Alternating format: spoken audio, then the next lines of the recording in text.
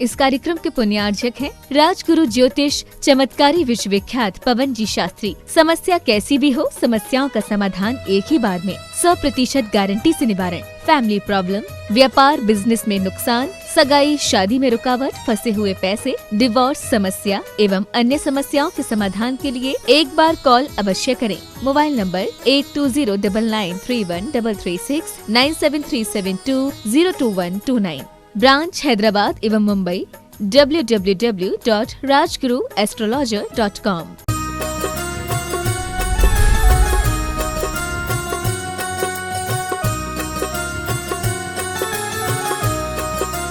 बोलिए आदिम तीर्थ के आदिनाथ भगवान की, गुणानंद के मूलनायक चंद्रप्रभ भगवान की जय जय जय। वर्तमान शासन भगवान महावीर स्वामी की, संत श्रवणीय आचार्य देव विद्यासागर जी महाराज की, परम पूज्य प्रमाणिक संत महामना मुरारी प्रमासागर जी महाराज की, मुनि संघ की, तीर्थराज सम्मेद शिखर जी की, अहिंसामयी जैन धर्म की, आचार्य देव विद्यासागर जी महाराज के परम प्रभाव शिष्य महामना मुरारी प्रमासागर जी महाराज, जिनकी निश्रा में हम विराजमान हैं गुणायतन के दिव्य दर्शन मंडप में, जिनके श्रीमुख से हम अपनी शंकाओं के समाधान प्राप्त करके जीवन को धन कर पाते हैं, जो जाने जाते हैं गुणायतन प्रणेता, संकट प्रवर्तक, भावना प्रवर्तक के रूप में, जो संप्रेक समय के रूप में जगत विख्यात हैं, जिनकी सुमधुर वाणी हमारे जीवन की सारी शंकाओं को तिरोहित करके हमें एक नया आयाम, नया जीवन देती है। ऐसे गुरुदेव चरणों से आप सब जुड़े, उसके पूर्व में आपका वंदन करता हूं, आपका अभिनंदन करता हूं और अभिनंदन करता हूं सभी सुधी श्रोताओं का, भव्य जनों का, जो अपने घरों में बैठ करके पास चैनल, झिरमाई चैनल एवं प्रमाणिक ऐप के माध्यम से समाधान प्राप्त कर रहे हैं। तो आइए हम गुरुदेव चरणों से जुड़े। उसके पूर्व मैं चाहता हूं कि गुरुदेव का आशीर्वाद हमें प्राप्त हो। अतः मेरे साथ उच्चारिए, नमोस्तु महाराज श्री, नमोस्तु महाराज श्री, नमोस्तु महाराज श्री। गुरुदेव का मानस चित्र गुणायतन, जिसे देख करके, जिसे जान करके जैन संस्कृति, जैन धर्म संवर्धित होगा। ऐसे गुणायतन को देख करके आप जुड़े और जुड़ करके जीवन को धन्य करें। मैं आज जिन लोगों ने अपने आप को गुणायतन संबद्ध किया है, उनका नाम उच्चार रहा हूं। आप उनके सत्कार के लिए करतल ध्वनि से उनको प्रोत्साहित कीजिएगा, उनके पुण्य कार्य की अनुमोदना कीजिएगा। श्रवणदान के रूप में आज संबद्ध हुए हैं श्रीमती अर्चना जी वखारिया इंदौर एवं श्रीमती गिनिया देवी गंगवाल मिहिजाम। इन्होंने श्रवणदान करके जीवन स्वर्ण बनाया है। यदि उपस्थित हैं तो अपने सामने खड़े होकर के गुरुदेव का आशीष प्राप्त करें। स्वास्थ्य लाभ की अपेक्षा से भावना भाते हुए एक टाली भूसा देवोदय महासंघ को जीव दयार्थ प्रदान किया है। श्रवण संरक्षक गुणायतन श्रीमती उगम लता जी गंगवाल, धर्मपत्नी स्वर्गीय प्रकाश चंद जी गंगवाल, मदनगंज किशनगढ़ के द्वारा प्रदान किया गया है। बहुत बहुत साधुवाद। निर्माण निधि के रूप में प्रसन्न कुमार जी बी रातू बेलगाम, श्री महावीर एंड खोट हुबली, श्रीमती तृष्णा चंद्र प्रकाश जैन, संजय अतुल जैन मुजफ्फरनगर, ये संबद्ध हुए हैं। बहुत बहुत साधुवाद। इनके लिए, इनकी अनुमोदना के लिए आपकी करतल ध्वनि नितर होती रहे। शुद्धार के रूप में श्री अशोक कुमार जैन एडवोकेट, दिलीप कुमार जैन, चंदन जैन, प्रवीण जैन एडवोकेट परिवार अलवर राजस्थान यदि उपस्थित हैं तो शीघ्रता से आ जाएं। गुरुदेव चरणों की अभिवंदना करें, आशीर्वाद प्राप्त करें। एडवोकेट श्रीमान एडवोकेट परिवार अलवर, आइए। उनका सम्मान करने के लिए सादर आमंत्रित हैं गुणायतन के श्रोमणी संरक्षक श्रीमान अनिल जी अमता जी जैन दुर्गापुर। शीघ्रता से आ जाएं अनिल जी। इनके सम्मान में और सम्मानकर्ता के सम्मान में आपकी तालियों की अनुगूंज निरंतर होती रहे। आज गुणायतन के संस्थापक सदस्य के रूप में संबद्ध होकर के अपने जीवन को धन्य किया है, जो गुणायतन प्रमाणिक ऐप, प्रमाणिक समूह के खास सदस्य, विस्तृत सदस्य हैं श्रीमान अचिंत्य जी जैन, श्रीमती हनी जैन, चंद्रादित्य जैन, गुणस्वी जैन, जयपुर वाले, सिंगापुर ने। वे अपने परिवार के साथ आ जाएं, गुरुदेव चरणों की अभिवंदना करें, आशीर्वाद प्राप्त करें। उनका सम्मान करने के लिए मैं गुणायतन के मंत्री साड़म से श्रीमान विनोद जी जैन, पप्पू जी गंगवाल, उनको आमंत्रित कर रहा हूँ, वे आए। विनोद जी, पप्पू जी जैन गंगवाल, साड़म गुणातन मंत्री, साथ ही आ जाए श्रीमान गुणातन CEO श्रीमान सुहास जी जैन, और इनका सम्मानकर्ता का और सम्मान पाने वाले श्रीमान अचिंत जी जैन का, इनके पूरे परिवार का हम सब करतल ध्वनि से बार बार इनके कार्य की अनुमोदना करते हुए करतल ध्वनि करें। सुहास जी इनके दादा लगते हैं, आज दादा अपने पोते को सम्मानित कर रहा है गुणातन से ट्रस्टी के रूप में जोड़ने पर। बहुत बहुत कई गुना तालियां इनके लिए। और प्रथम प्रश्न के लिए आमंत्रित कर रहा हूं कपिल जी, पीयूषी जैन, कोमल जैन मंदसौर से अपने स्थान में खड़े हो जाएं, सीखते के साथ तैयार हैं। गुणातन संरक्षक श्रीमान मनोज जी रामका जी बाकलीवाल, इंदौर, सीतक जी। हे गुरुदेव, आपके चरणों में बारंबार नमोस्तु नमोस्तु नमोस्तु। सबसे पहले गुरुदेव आपके चरणों में 2 पंक्तियां समर्पित करना चाहता हूँ। सवाल कर लो, चलो। महाराज बस 2 पंक्तियां महाराज जी लिखिए, सिर्फ 2 पंक्तियां। विद्यासागर जी की बगिया के ये सुंदर सुमनन मोल, विद्यासागर जी की बगिया के सुंदर सुमनन मोल, महकी यह धरती मधुवन की, धन्य हुए हम लोग। हे रत्नात्रय के धारी, तुम तो सबसे प्रियवर हो। माँ वीणा की झनकार, हे 7 स्वरों का सार, मेरे जीवन का आधार, तुम्ही तो मेरे गुरुवर हो, तुम्ही तो मेरे गुरुवर हो। जय बोलिए मुनि श्री प्रमाण सागर जी महाराज की।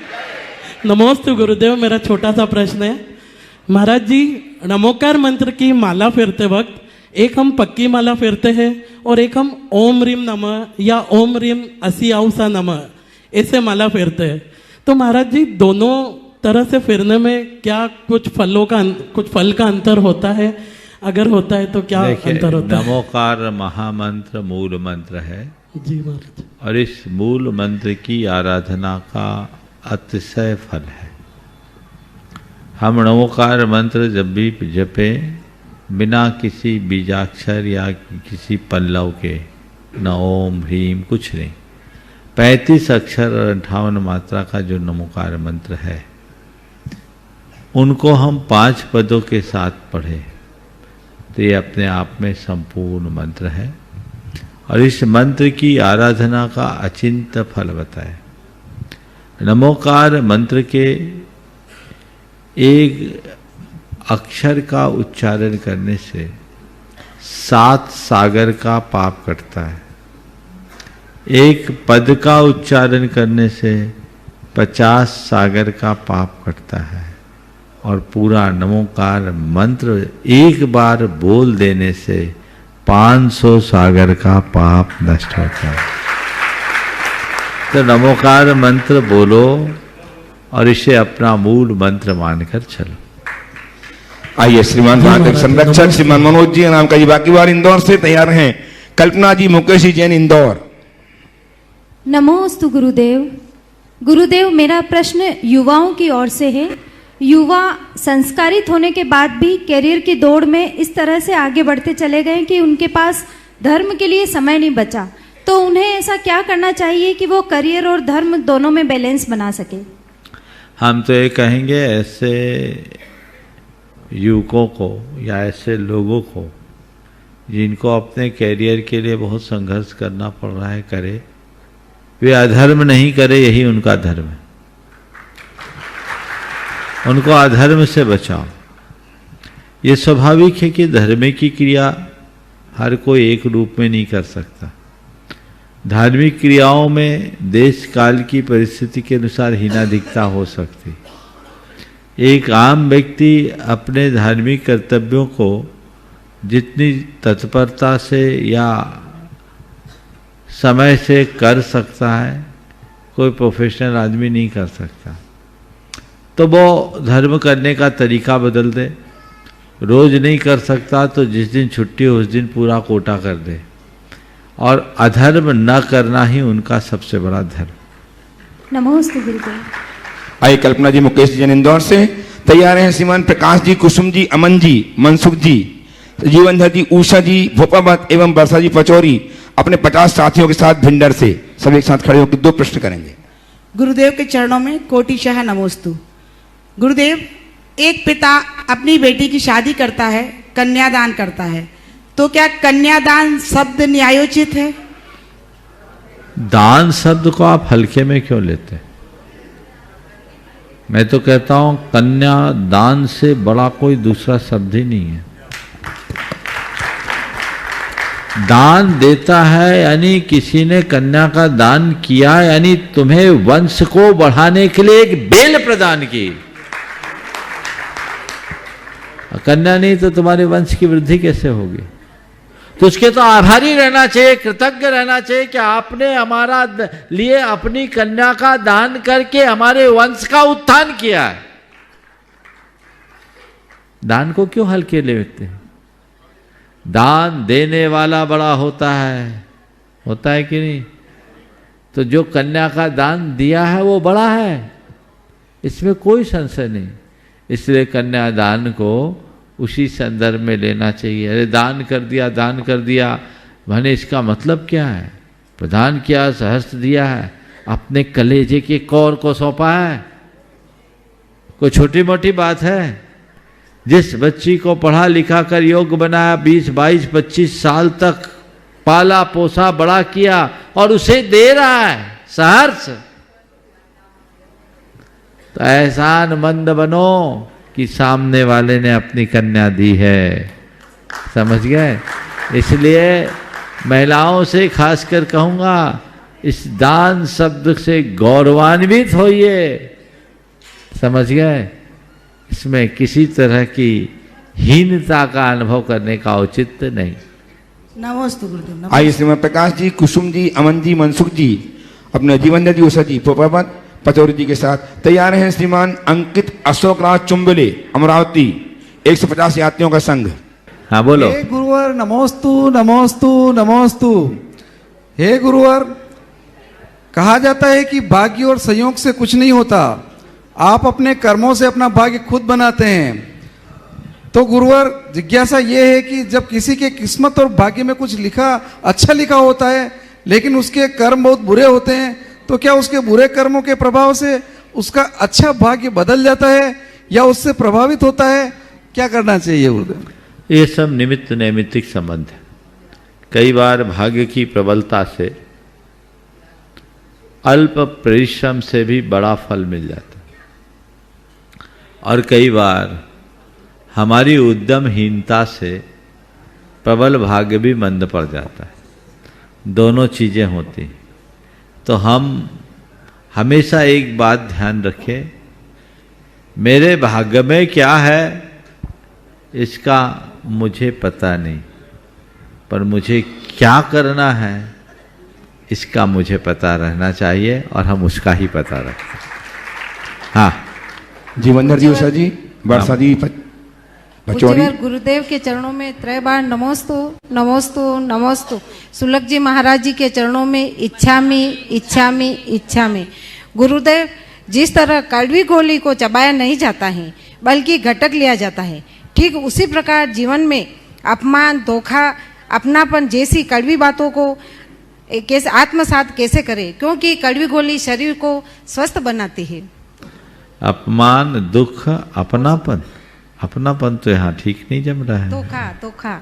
हाँ, धोखापन बोलो ना, अपनापन क्यों बोले? धोखा। बिल्कुल ठीक कह रही हैं आप।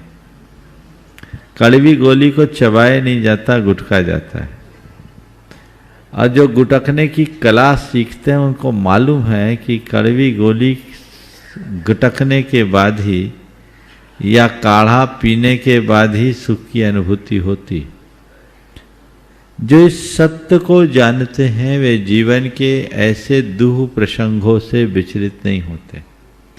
हम तो ये जानते हैं जो विष पीता है वही शंकर बनता है।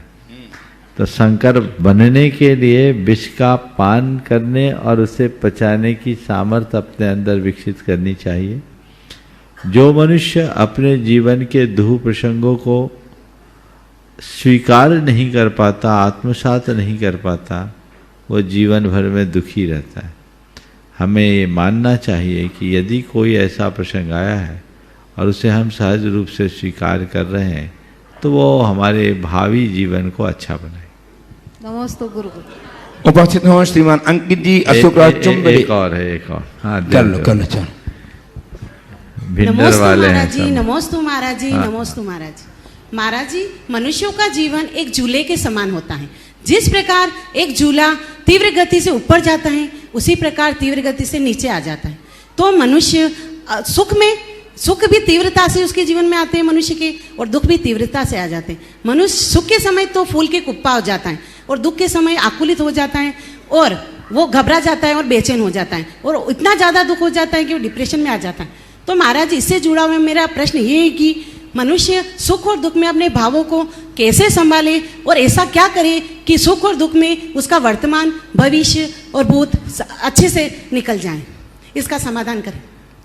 झूले पे झूलते समय जब ऊपर से नीचे आते हैं तो हमें तसल्ली होती है कि नीचे से ऊपर जाना है,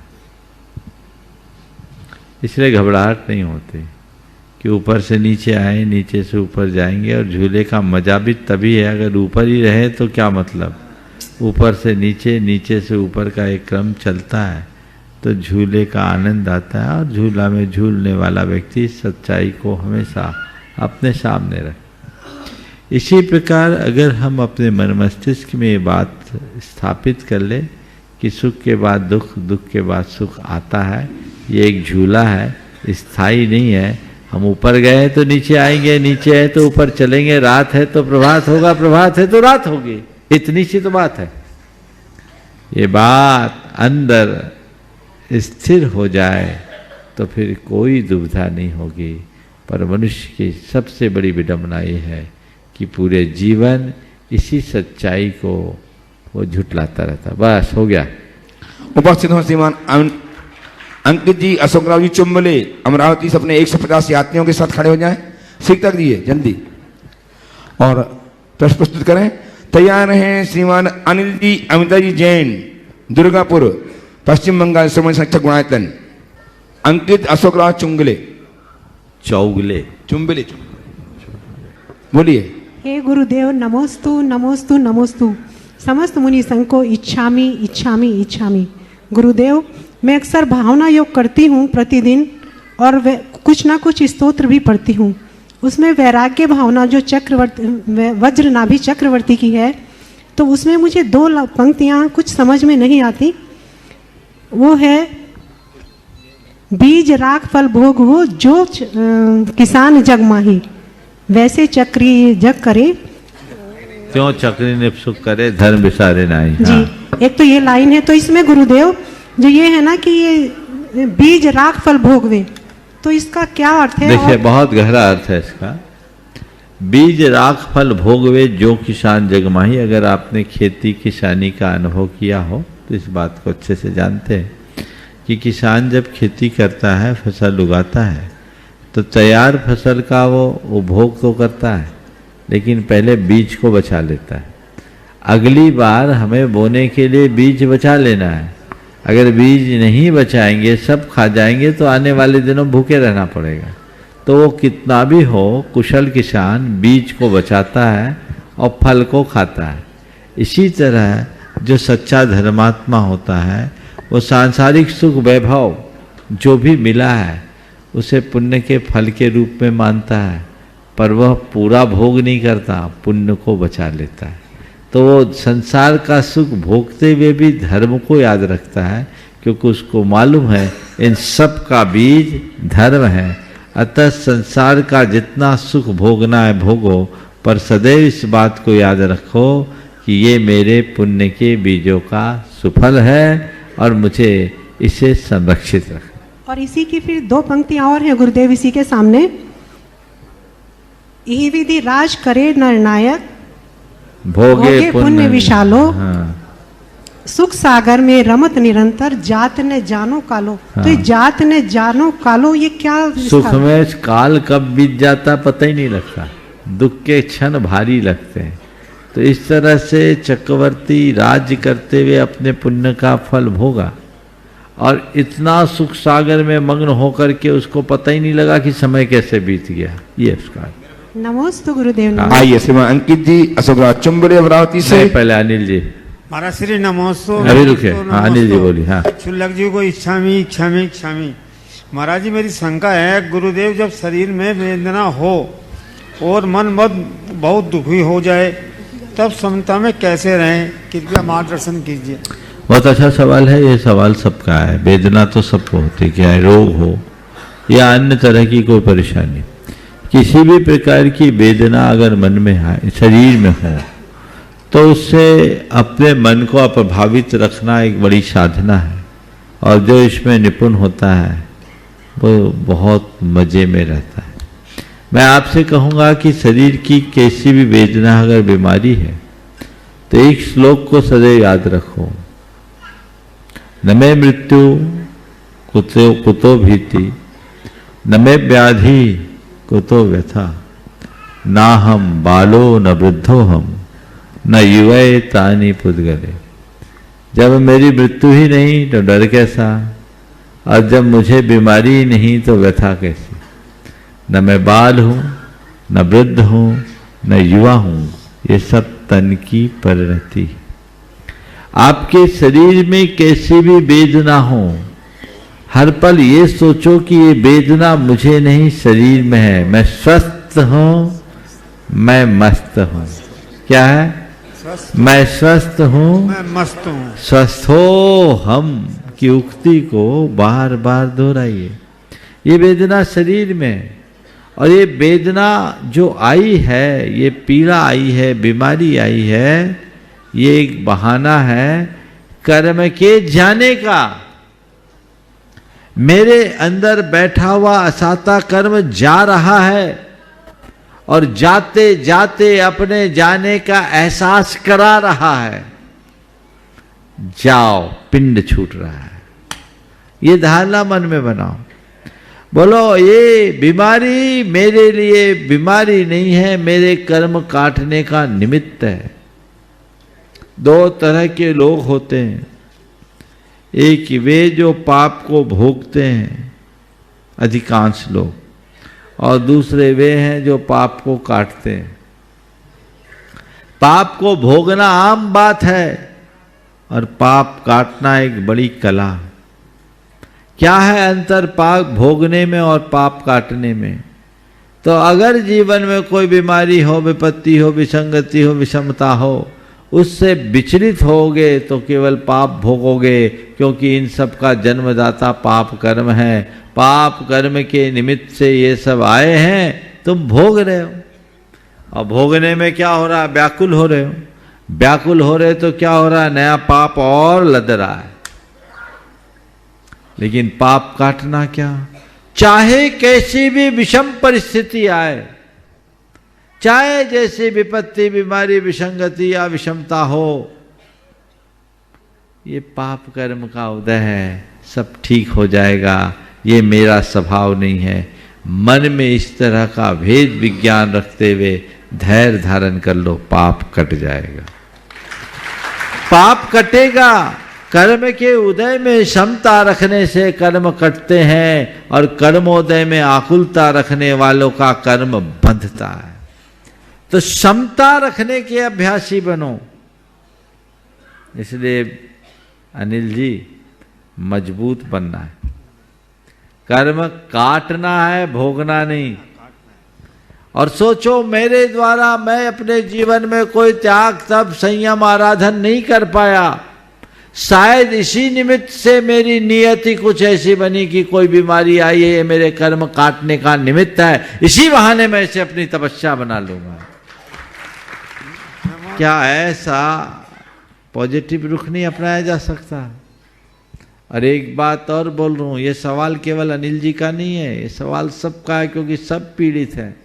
तुम अपनी परेशानी को रोकर भोगो तो भोगना है, और समता से भोगो तो भोगना है। भोगना तो पड़ेगा ही ना, हाँ पड़ेगा हमारा। तो क्या करना है फिर? क्यों रोए? स्वीकार करो, उसके प्रति सकारात्मक बनो। उसमें अपना पॉजिटिव दृष्टिकोण एटीट्यूड डेवलप कर लो। ये मेरी तपस्या है। मैं एक ऐसे व्यक्ति को जानता हूं जिसको पिछले 30-32 वर्षों से गठियावात है और पूरे शरीर में दर्द भयानक, कोई दवाइयां काम नहीं करती, लेकिन दाद देनी होगी उस व्यक्ति के धैर्य और संयम को। दूसरा होता तो अपनी बीमारी से तंग आकर सुसाइड भी कर सकता। उसने कहा, मेरी इच्छा थी आपकी तरह मोक्ष मार्ग में निकलने की, मेरे परिवार के लोगों ने मोहवश मेरा विवाह कर दिया। शायद मेरी प्रणति इसी तरह तपस्या करने की थी। अब मैं सह रहा हूं और अपने कर्म को काट रहा हूं। 32 साल हो गए गठिया बात की इस वेदना को भोगते हुए, पर वो उसको भी सह रहा है ना। ये अतुल पराक्रम, ये पुरुषार्थ है। मन में धैर्य नहीं खोना, विचलित नहीं होना। बंधुओं, कर्म का जब वेग आता है तो किसी का जोर नहीं चलता, क्या पता कितना टाइम लग जाए। इसलिए अपने मन को मजबूत बनाओ, पक्का बनाओ कि हम मैदान में उतरे हैं तो हम जीतेंगे, कर्म हारेगा, कर्म को हरा कर छोड़ेंगे। बीमारी को अपने ऊपर हावी नहीं होने देंगे। तन की बीमारी को तन तक रखेंगे सीमित, मन पर हावी नहीं होने देंगे। ये दृष्टिकोण यदि एक बार विकसित हो जाए तो जीवन का काया पलट हो जाए। बस ये बात बार बार सुनते रहना, एक क्लिप रख लेना अपने पास, ये इंजेक्शन का काम करेगा। ऐसी डोज जब मन बुझने लगे तो फिर खिल उठेगा। मन बुझता नहीं गुरुजी। बहुत सुंदर। उपस्थित हुए इस प्रकार तीर्थयात्रियों का संघ के साथ अंकित अशोक जी चुम्बले अमरावती से तैयार रहे। संस्थापक सदस्य श्रीमान अचिंत जी जैन, हनी जी जैन, चंद्रादित्य जैन, गुणस्थवी जैन, सिंगापुर जयपुर वाले तैयार रहिए।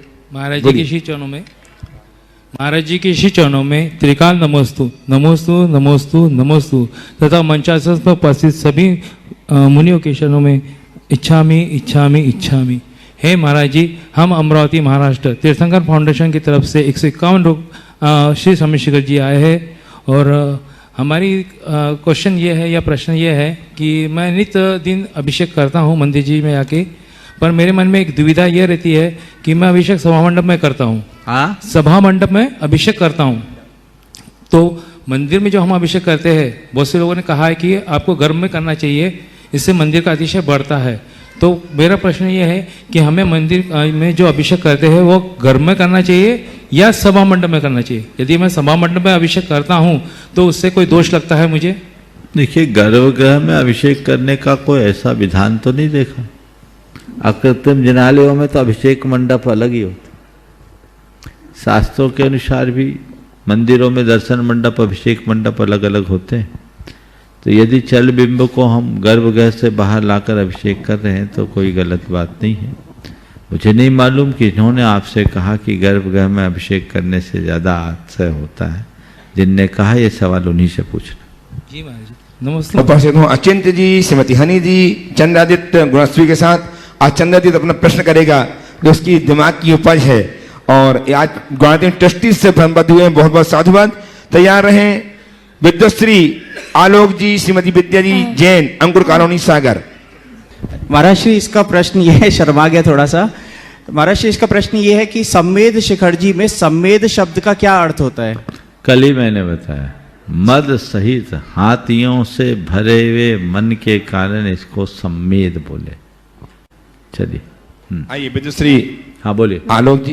महाराज जी नमोस्तु। महाराज जी क्षामी। महाराज जी, महाराज जी ये प्रश्न मेरी बहन का है कि जैसे रंगोली वगैरह में जो भी अपन जैन सिंबल बनाते हैं ज़मीन पर, स्वस्तिक, कलश या ऐसे, फिर उसको जब अपन समेटते हैं तो इसमें कोई दोष लगता है क्या?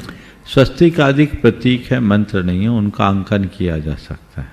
मंत्र अंकन नहीं होता, ओम आदि नहीं लिखे। नमोस्तु महाराज जी।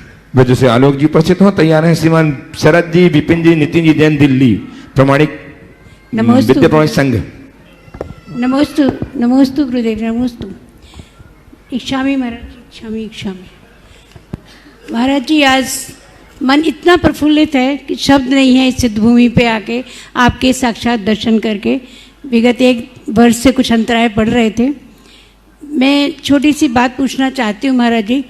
सब लोग जानते हैं कि खून का दाग खून से नहीं मिटाया जा सकता है, उसको साफ नहीं कर सकते, लेकिन हमारे जब भी हमारे कुछ विरोध में बात होती है तो हमारी बदले की भावनाएं सबकी बनने लगती। नफ़रत के साथ हम नफ़रत करने लगते हैं, ईर्ष्या के जवाब में हम ईर्ष्या करने लगते हैं, और इसी चक्कर में हम अपने अमूल जो हमारे रिश्ते हैं उनको कभी कभी खो देते हैं। तो ऐसा क्या सटीक उपाय हो जिससे कि हम इस चीज़ से बचें और अपने रिश्तों को बनाए रखें, उनमें मधुरता बनी रहे। नमस्ते महाराज। बहुत अच्छी बात कही, खून का दाग खून से नहीं मिटता, और जो इस बात को आत्मसात कर लेते हैं उनके सामने ये सवाल नहीं आए। दरअसल ये सब चीज़ें होती क्यों? ये मनुष्य के अंदर पलने वाले अहंकार के कारण। हमारे सारे रिश्तों में खटास 2 कारणों से आती। एक है अहम और दूसरा है स्वार्थ। ये दोनों चीज़ें हमारे सारे रिश्तों को खराब कर देती है। हम यदि अपने रिश्तों में मधुरता बनाए रखना चाहते हैं और सबके साथ प्रेम पूर्ण व्यवहार बना करके चलना चाहते हैं तो पहला काम तो ये करें कि रिश्तों के मद अहम को आड़े ना आने दें। मन को में किसी प्रकार का स्वार्थ छद्म कपट हावी ना होने दें, और अपने प्रेम भाव को बनाए रखने के लिए सहन करने और क्षमा करने की शक्ति को विकसित कर दें, तो ये सारी दुविधाएं दूर हो जाए। उपस्थित हों श्री ओम एक की अनुमति। विद्या प्रमाणिक संघ दिल्ली के श्रीमान शरद जी, विपिन जी, नितिन जी, सभी संघी साथियों के साथ दिल्ली से तैयार हैं श्रीमान विनोद जी जैन, पप्पू गंगवाल, गुणातन मंत्री शाणम। नमोस्तु महाराज और सभी छुल्लक जी के चरणों में छामी। महाराज श्री आपके आशीर्वाद से आज बहुत अच्छी यात्रा हुई, और यात्रा में पता नहीं क्या हुआ, थकान ही नहीं हुई। मतलब आपके आशीर्वाद का प्रताप है, पता नहीं क्या हुआ। मेरे 2 प्रश्न हैं। एक तो महाराज श्री ऊपर ना बंदरों का आतंक बहुत बढ़ चुका है। पहले क्या होता था, बंदर खाली एक टोक पे मिलते थे अभिनंदन दुकान की, अब हर टोक पे बंदर है, हर टोक पे। तो वो एक बहुत बड़ा मतलब हमारे लिए, जैसे हमने यात्रा करी तो हमें वहाँ पर वो गंदगी फैला रहे हैं, और अब चरणों में मतलब वो सारे डर भी लगता है। एक तो आज हमारे ऊपर हावी भी हो गया, हमने फिर बाहर टोक से दर्शन करे, मतलब ऐसा भी हुआ हमारे साथ। और दूसरा महाराज श्री जैसे ऊपर लोग गए, मैंने देखा लोग ना मतलब भगवान के चरणों पर स्पर्श करके फोटो खिंचवाते हैं, जैसे सेल्फी या कुछ भी इसका। तो वो एक मतलब क्या उसकी क्या प्रभावना है या वो दोष लगेगा उनको? वो भगवान पे कम ध्यान देते हैं और फोटो पे ज़्यादा देते हैं कि ऐसे खींचो और ऐसे खींचो ऐसे खींचो। तो क्या उसमें के लिए आपका मार्गदर्शन चाहिए महाराज जी? देखिए, बहुत ही आपने अच्छी बात पूछी। बंदरों के विषय में तो मैंने अनेक बार बोला। मैंने तीर्थ क्षेत्र कमेटी और जैन श्वेतांबर सोसाइटी के प्रमुख से भी बात की, और मैंने यहाँ एक प्रस्ताव रखा था कि वहाँ व्यक्तियों की नियुक्ति कर दी जाए। कोई नहीं थे, कोई नहीं था महाराज श्री।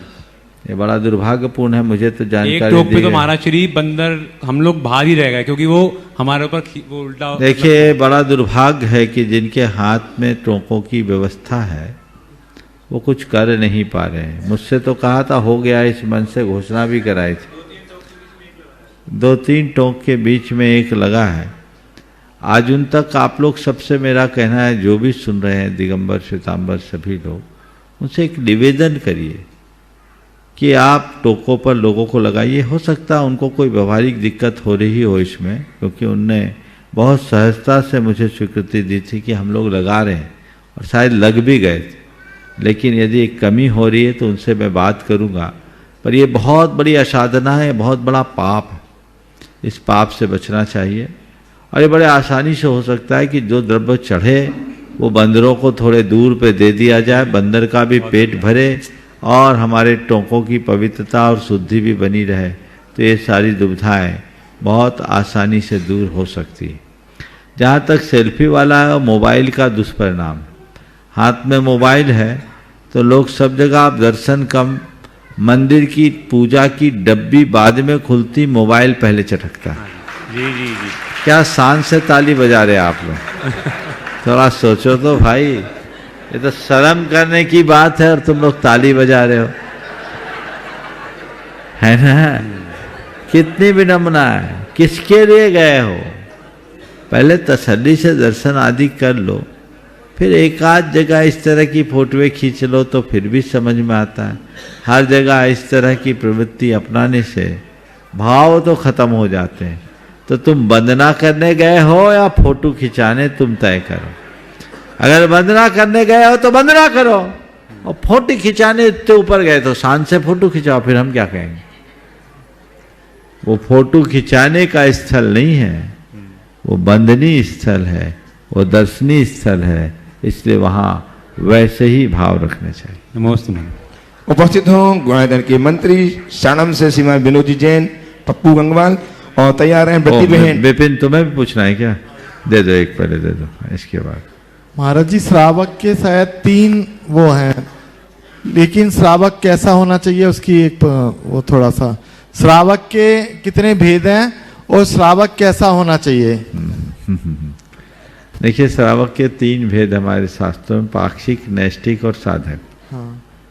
सबसे नीचे स्तर का श्रावक होता है पाक्षिक श्रावक।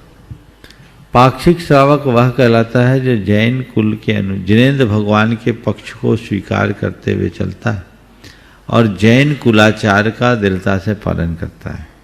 देव दर्शन करने वाला, मध्य मांस मधु का त्यागी और रात्रि भोजन का त्यागी, जीव दया का पालन करने वाला, पंच परमेष्ठी का जो आराधक है, वो सबसे प्राथमिक स्तर का श्रावक होता है। दूसरा है व्रतनिष्ठ श्रावक को नैष्ठिक श्रावक कहते हैं, जो 5 अनुव्रतों का स्थूल अभ्यास रखते हुए, मध्य मांस मधु का त्याग करते हुए पंच परमेष्ठी के प्रति समर्पित रहता है।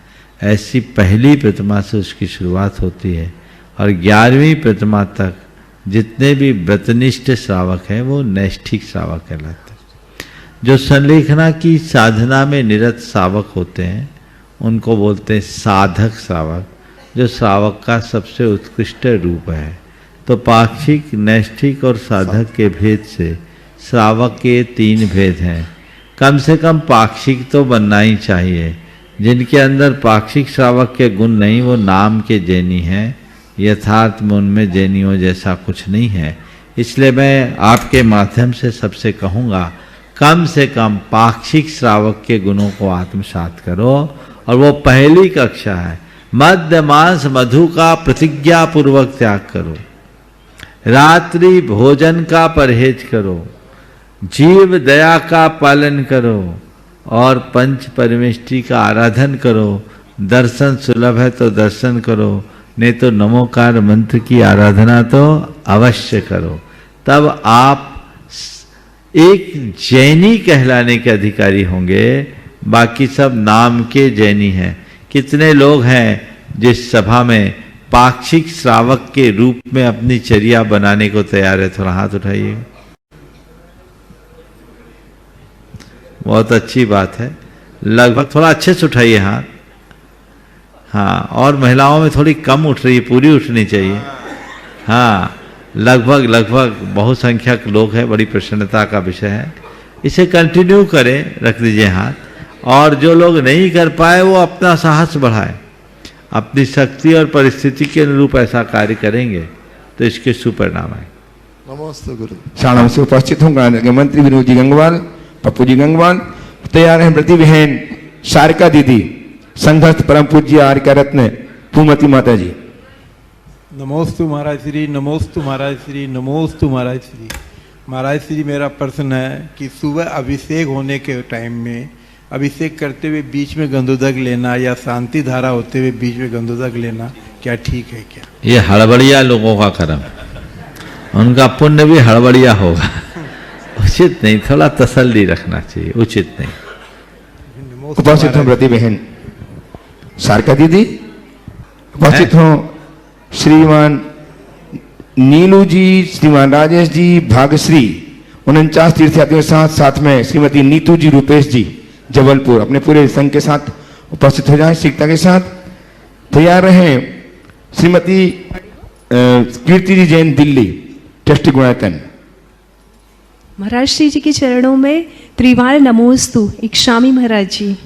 महाराज जी की पावन प्रेरणा से हम लोगों का 50 लोगों का ग्रुप आया था और सभी की यात्रा बहुत अच्छे से पर्वतराज की वंदना संपन्न हुई। महाराज जी, महाराज जी मेरी बहन के बेटे का मतलब इसने ये वंदना करते समय बहुत थक गया था, तो ये कह रहा था कि मौसी यहाँ पे पूरे भगवान एक जगह से मोक्ष क्यों नहीं गए, सब अलग अलग जगह से क्यों मोक्ष गए हैं, इतनी थकान नहीं होती नहीं तो इसी का यही क्वेश्चन है महाराज जी कि संभव भगवान अलग अलग जगह से क्यों मोक्ष। इस बच्चे ने तो थोड़ी सीधाई से सवाल किया। एक बार किसी ने कहा कि ये सब भगवान इतनी दूर दूर काहे गए, एक ही जगह क्यों नहीं गए, क्या इनकी बनती नहीं थी? सवाल करने वाले तो कुछ भी पूछ सकते हैं। मैंने कहा देख भाई, भगवान ने हम लोगों का बड़ा उपकार किया। क्यों उपकार किया? वो एक जगह से भी जा सकते थे और एक जगह से जाने की बात क्या ऊपर से क्यों गए, नीचे से भी जा सकते थे तो और आराम मिलता। लेकिन नीचे से न जाकर ऊपर से गए, इसलिए गए क्योंकि यदि हम एक ही जगह से सब भगवान जाते तो इतने बड़े पर्वत पर हमें एक ही टोंक मिलते, घंटा आध घंटा में हम वापस आ जाते। और यदि इतने टोंक हैं तो इस निमित्त हम सबकी इतनी बड़ी तपस्या होती है, होती कि नहीं होती? उस तपस्या से कर्म करते हैं कि नहीं करते हैं? तो भगवान अलग अलग गए तो हमारे लिए एक्स्ट्रा मौका मिला कि नहीं मिला? मिला ना। तो जितनी जगह से जाएंगे हमें उतने तीर्थ मिलेंगे, इसलिए भगवान का अलग अलग जाना हमारे लिए ज्यादा अच्छा है, ठीक है ना। इसलिए ये मत सोचो भगवान एक ही जगह से क्यों नहीं गए। भगवान इतनी शक्ति दो कि आप और भी दूर रहो तो हम आपकी वंदना किए बिना नीचे ना आए, ये भाव है। उपस्थित हो श्रीमती कीर्ति जी सुप्त मंडल के साथ दिल्ली से ट्रस्टी गुणायतन। तैयार रहे बती बहन शकुन दीदी ट्रस्टी गुणायतन सागर। गुरु जी के चरणों में कोटिशः नमोस्तु नमोस्तु नमोस्तु। महाराज जी, मेरी शंका हमारे समाज के चलन प्रचलन से है। कहते हैं नाम तो कीर्ति का लिया, नीतू भी बोला था महाराज जी। अच्छा चलिए बोलिए। हाँ कीर्ति जी नहीं पहले बोला। चलो बोलो बोलो बोलो। तो महाराज जी ऐसा कहते हैं कि अगर पुत्र भाग्य से होता है तो घर में बेटी सौभाग्य से होती है। वही महाराज जी हम देखते हैं अगर हमारे समाज में कुछ मांगलिक कार्यक्रम अनुष्ठान वगैरह होते हैं तो उनमें कुछ मांगलिक कार्य करवाए जाते हैं जो कि विशेष सौभाग्यवती स्त्रियों से ही करवाए जाते हैं। सौभाग्यवती महिला से मतलब है कि उनके माता पिता भी हों, उनके सास ससुर भी हों और विशेष कि उनकी पहली संतान पुत्र ही हो। तो ये सब पंडितों की करामात है, मैं नहीं मानता, ऐसा कहीं नहीं लिखा। ये सौभाग्यवती से ही कराओ और सौभाग्यवती का ये स्वरूप, ये सब चलन है, हम इन सब बातों पर विश्वास नहीं रखते। नमस्ते महाराज। उपस्थित हो श्रीमती कीर्ति जी सुपुत्र नृणाल के साथ दिल्ली से ट्रस्टी गुणायतन। तैयार है व्रती बहन शकुन दीदी सागर से। नमोस्तु भगवान।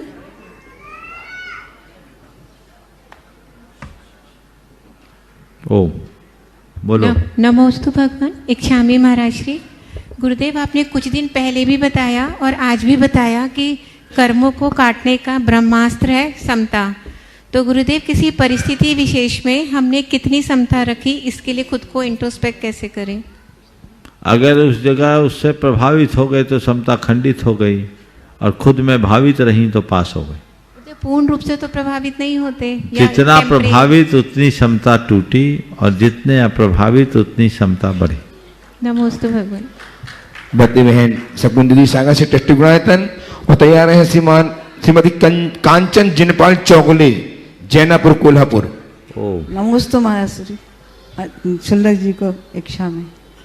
महाराज जी कहते हैं कि जब बड़ा संकट या दुख आए तो धैर्य से समता से भोगो उसको, लेकिन वो धैर्य आए कैसे, तो उसके लिए हम कैसे उपयोग करें? एक भावना योग रोज करो और कहो मुझे धीरज रखना है, मुझे धीरज रखना है, मुझे धीरज रखना है, तो धैर्य आ जाएगा। ठीक है ना? चलिए, आज नहीं कल हम होंगे निश्चित सफल, मेरा नंबर आएगा, ये भावना रखो ना। जैसे इतनी देर धैर्य रखने के बाद नंबर आ गया ना। चलिए, श्रीमती कांचन जिनपल चौकली जैनापुर कोल्हापुर उपस्थित हो, और अब मैं परम पूज्य 105 स्वरूप सागर जी महाराज के श्री चरणों में आपकी ओर से अपनी ओर से इच्छामी अर्पित करते हुआ इस मंच को गति प्रदान करने के लिए निवेदन करता हूँ। महाराज श्री इच्छामी इच्छामी इच्छामी बोलो। तो महाराज जी नमस्तु नमस्तु इच्छामी इच्छामी। महाराज श्री, मेरा ये प्रश्न है कि शुद्धि से विशुद्धि बढ़ती है क्या, अशुद्धि से शुद्धि बढ़ती है? शुद्धि से विशुद्धि बढ़ती कि विशुद्धि से शुद्धि बढ़ती? विशुद्धि को बढ़ाने के लिए शुद्धि अपनानी चाहिए, इससे शुद्धि रखो और विशुद्धि भी रखो। नमस्तु महाराज। मुनीश्री के चरणों में बारंबार नमोस्तु। प्रश्नों के लिए सीधे चलते हैं मंजासीन मुनि संघ के चरणों में, और सर्वप्रथम निवेदन है पूज्य छुलक्षी समादर सागर जी महाराज से कि अपने प्रश्न के माध्यम से हम सभी को लाभान्वित करें।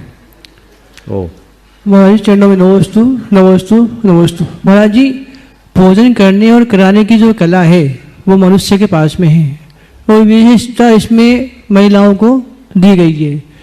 जी, पहले भी इससे देखा गया है कि सीता सती जो थी वो आहार दान के प्रभाव से आगे गंधर्व बनेगी, ऐसे ही श्रीसेन राजा जो वे हैं जो आगे तीर्थंकर बनेंगे चक्रवर्ती, वो भी आहार दान के प्रभाव से तीर्थंकर पद को प्राप्त हुए।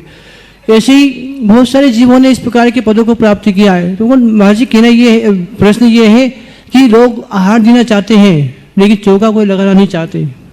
भोजन सब करते हैं घर में, तो पहले अतिथि का सम्मान की जो हमारे बात आती है, तो महाराज जी जो आहार बनाते हैं उसका महत्व क्या है, और चौका लगाकर जो आहार दिया जाता है उसका महत्व क्या है? नमस्ते महाराज जी। देखिए, अनुग्रहार्थम स्वस्याति सर्गोदानम, स्वपर के अनुग्रह के लिए अपने धन के परित्याग का नाम दान है, और दान स्वहत से करना चाहिए। जो दूसरों के बने बनाए को दे दिए, तुमने अपना क्या दिया? आज ज्यादातर तो ये होता कि कपड़े भी कमेटियों की होते, धोती तक लेकर नहीं आते, तो पुण्य तुम्हारा कहाँ से होगा? ये प्रमाद है। एक ग्रास आहार दे लेना मात्र दान नहीं, श्रावक को अपने दान के कर्तव्य का पालन करना चाहिए। और इसके संदर्भ में आचार्य समंतभद्र महाराज की उक्ति को ध्यान रखना चाहिए। उन्होंने कितनी अच्छी बात लिखी कि गृह कर्म नापि निचितम कर्म विमार्ष्टि खलु गृह विमुक्ता नाम अतिथि नाम प्रति पूजा रुधिर मलम धावते बारी। जैसे खून की धार को पानी की धार साफ कर देती है, ऐसे दिन भर के घर गृहस्थी के संचित पापों को हम पात्र को दिए गए दान के प्रवाह से दूर कर सकते हैं।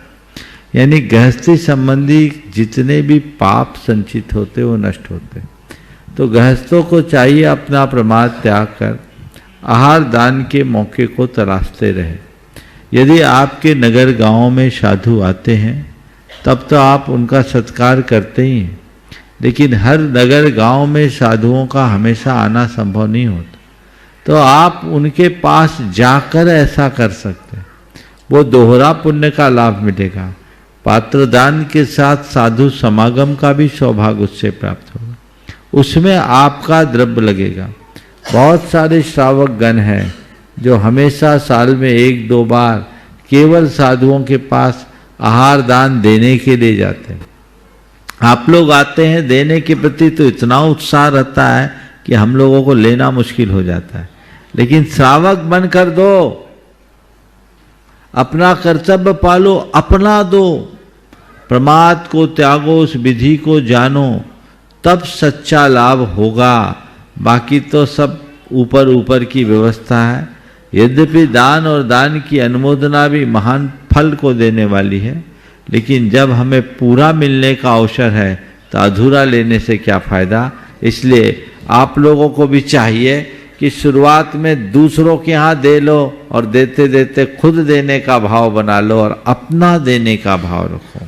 ये कहीं व्यवस्था न बने तो बात जुदी है, लेकिन भाव तो ऐसा होना ही चाहिए, और तभी श्रावक धर्म आगे बढ़ेगा। नहीं तो अगर यही रवैया रहा तो हर जगह किराए के लोग रोटी बनाएंगे और आप लोग केवल 16 बदल बदल के देंगे।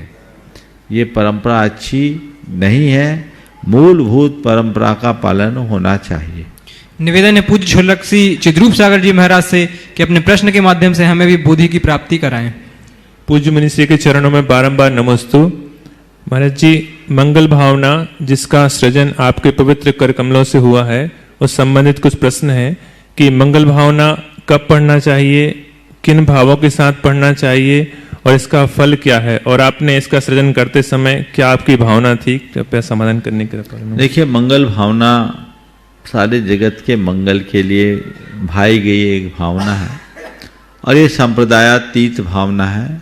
पूरे प्राणी जगत के मंगल की बात इसमें है। प्रातः काल उठ करके अगर मंगल भावना भाव तो सबसे उत्तम है। मंगल मंगल होए जगत में सब मंगलमय होए, इस धरती के हर प्राणी का मन मंगलमय हो, ये मंगल भावना सबसे उत्तम है। प्रातः काल करें। कई जगह लोग अभिषेक से पूर्व भी करते हैं। मंगल भावना आप भा सकते हैं अपने समय और सुविधा के अनुसार। कई परिवारों में लोग सामूहिक रूप से मंगल भावना भाते हैं, शाम के टाइम में भी भाते हैं जब सबको इकट्ठा हो जाए। तो जो आपको सुविधा मिले, जैसा आपको समय मिले, उस समय के अनुरूप मंगल भावना सबको भानी चाहिए, बोलनी चाहिए। ये भावना सबके कल्याण के कारण है। कई मंदिरों में लोग अभिषेक के बाद भी बोलते हैं और कई विद्यालयों में लोगों ने प्रार्थना में मंगल भावना को रख दिया। वो भावना आपको यहाँ उपलब्ध होगी और वो आप लोग भी इसका लाभ ले सकते हैं। बड़ी बोधगम्य सरल शब्दों में है। आपने पूछा कि आपने मंगल भावना किस भाव से लिखी थी, तो जब भावना योग की मैंने शुरुआत की तो बात थी कि भावना योग के साथ एक गीत भी होना चाहिए। तो वो गीत बनाने के लिए बस मन में भाव आए और ये अपने कक्ष से मैंने बनाना शुरू किया। 2 छंद मेरे कक्ष में बने थे और 2 छंद मंच तक जाने में रास्ते में बने और वो पूरा हो गया। ये 4 छंदों का ये रतलाम में इसे बनाया गया था। आप लोगों को बहुत अच्छा लगा है, सबके लिए अच्छा है। सबको एक बार मंगल भावना भानी चाहिए कम से कम। ये सारे जगत के कल्याण का एक कारण है और इसका बहुत व्यापक प्रभाव भी पड़ता है। भावना योग करे और साथ में मंगल भावना भाव बोले। बच्चे बच्चे को इसे रटा दे और अपने अजैन मित्रों से भी इसके लिए आप प्रेरित करें तो उनको भी बहुत अच्छा लगे। उपस्थित हों श्रीमान प्रभाजी जैन अलीगढ़ से और तैयार रहें मुकेश जी जैन पुणे से। अमृता मुकेश जैन पुणे। महाराज श्री को नमोस्तु नमोस्तु नमोस्तु। मैं अलीगढ़ यूपी से आया हूँ आपके दर्शन के लिए और मेरा सवाल है कि मेरा इसी महीने में जन्मदिन था मेरा, तो मेरे मित्र ने एक गिफ्ट दिया जिसमें वो जैन नहीं था, वो अजैन था और उसने मुझे गिफ्ट दिया।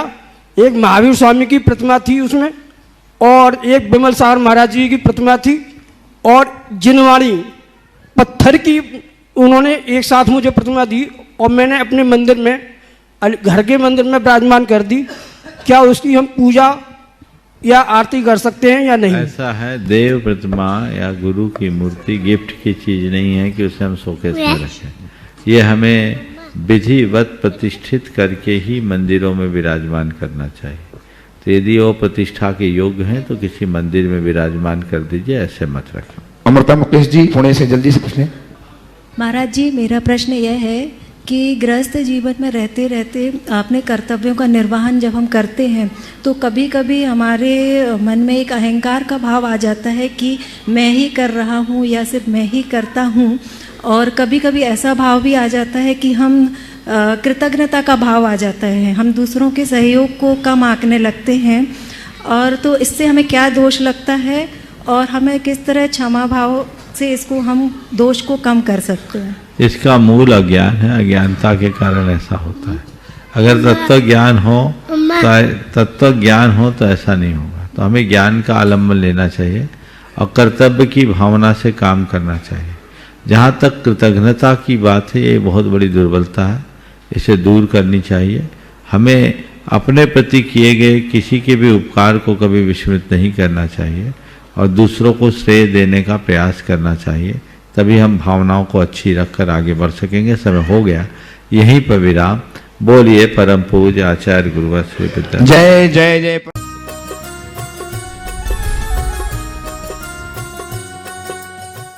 इस कार्यक्रम के पुण्यार्चक थे राजगुरु ज्योतिष चमत्कारी विश्वविख्यात पवन जी शास्त्री। समस्या कैसी भी हो, समस्याओं का समाधान एक ही बार में, 100% गारंटी से निवारण। फैमिली प्रॉब्लम, व्यापार बिजनेस में नुकसान, सगाई शादी में रुकावट, फंसे हुए पैसे, डिवोर्स समस्या एवं अन्य समस्याओं के समाधान के लिए एक बार कॉल अवश्य करें। Mobile number 8209931336 9737202129। ब्रांच हैदराबाद एवं मुंबई www.rajguruastrologer